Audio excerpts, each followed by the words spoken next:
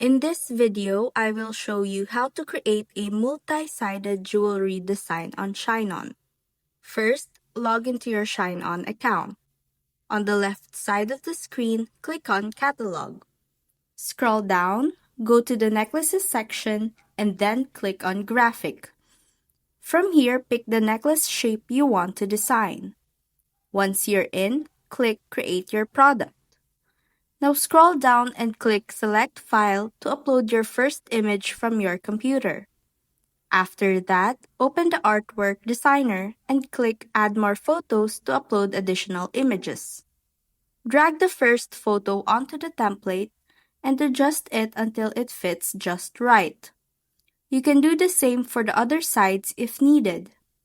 And when you're happy with the design, click Save and Continue. Scroll down and you will instantly see a preview of how your multi-sided jewelry product looks. And that's how to create multi-sided jewelry design on ShineOn.